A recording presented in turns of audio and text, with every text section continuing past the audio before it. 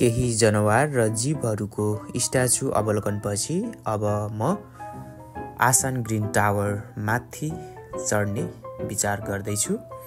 यो टावरको उचाइ चाहिँ 150 मिटर रहेको छ भने यसको ग्राउन्ड फ्लोरमा चाहिँ सानातिना जनावर अनि जीवहरूको म्युजियम रहेको छ। तर आज चाहिँ यो बन्द रहेछ, त्यसैले हामी अवलोकन गर्न सक्दैनौँ।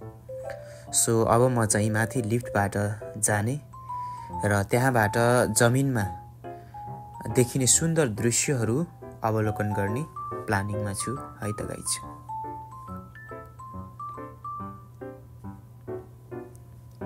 लिफ्टबाट जाँदै गरेको यो अवस्थामा चाहिँ बाहिरको भ्यू पनि अति मजाले देखिन्छ। 110 मिटर्स हाइटमा पुगिसकेको छु।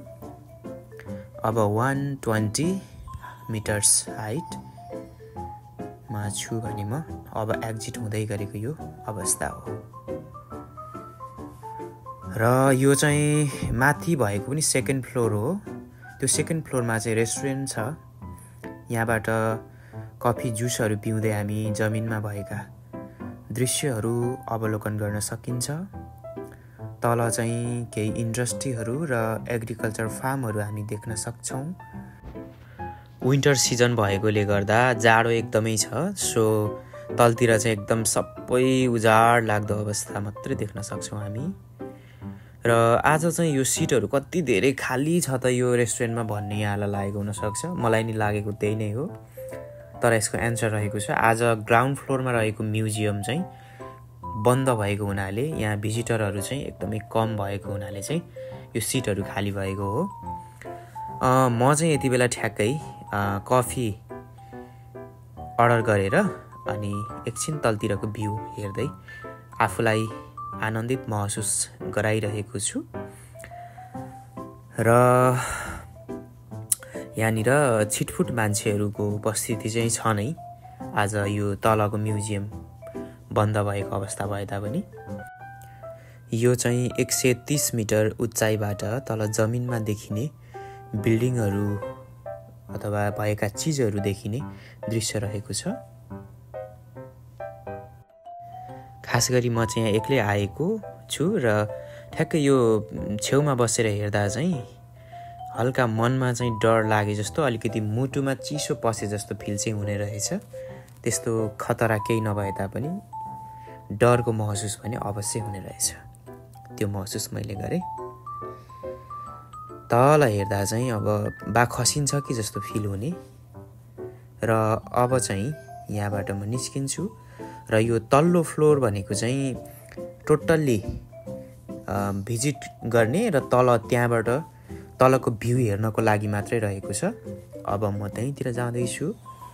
यहाँबाट देखिने अति नै सुन्दर र मनमोहक दृश्यहरू हामी अवश्य पनि हेर्नेछौँ। के कस्तो देखिँदो रहेछ हेरौँ है त। यो चाहिँ ग्लास हो, यहाँ टेक्दा पनि केही हुन्न।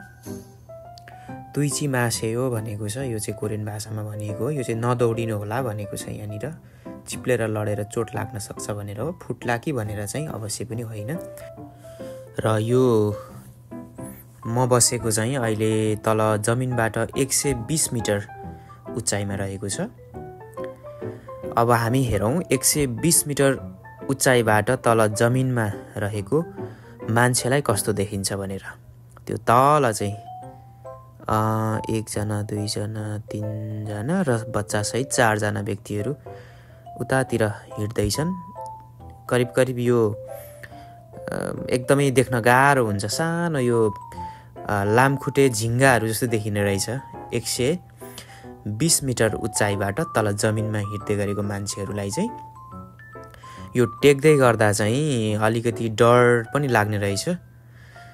फुट्छ कि खस्छ कि अथवा खसिन्छ कि जस्तो गरी फिल आउने।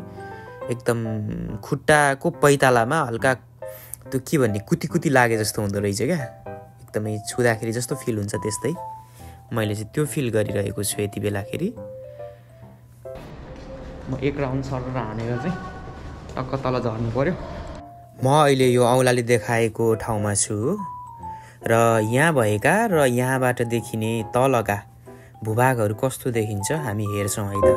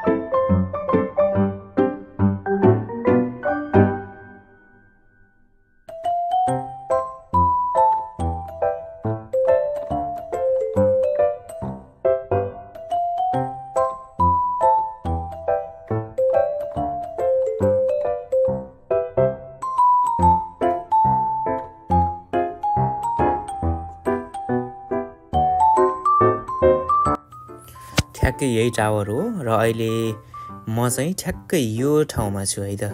यो ठाउँमा ठ्याक्कै छु र यो टावरको वरिपरि र फेदमा यस्तो छ। यो चाहिँ एउटा फोटोमा देखाइएको छ ब्यानरमा।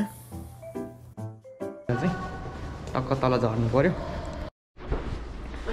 र फाइनली मेरो लिफ्ट आएछ लिफ्ट। अब हामी कतिमा जानु त? इल्सुङमा जानेवालामा छु। ओएमजी अब यो बाहिरको दृश्य देखिन्छ होला।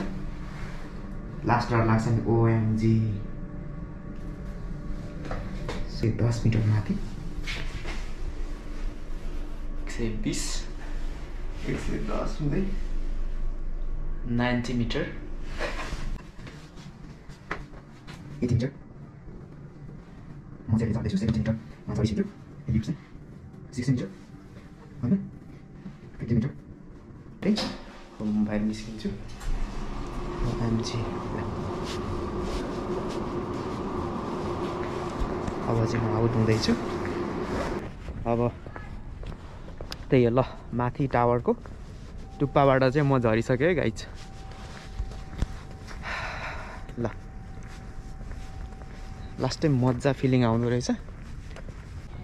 त्यही हो। अब समग्रमा आजको यो मेरो यो सोलो भिजिट चाहिँ रमाइलो भएको छ। खास अब म्युजियम हेर्नको लागि चाहिँ पाइएन, तर माथि त्यो टपमा गएर अब म फर्किँदैछु। म आफ्नो डेस्टिनेसनतिर अथवा चाहिँ आफ्नो कार्यस्थल अथवा बस्ने ठाउँ जे भने पनि त्यहाँतिर फर्किरहेको छु। अब हल्का चिसो छ। अहिले चाहिँ साँझको 5 बजेर 30 मिनट जति गइसकेको छ।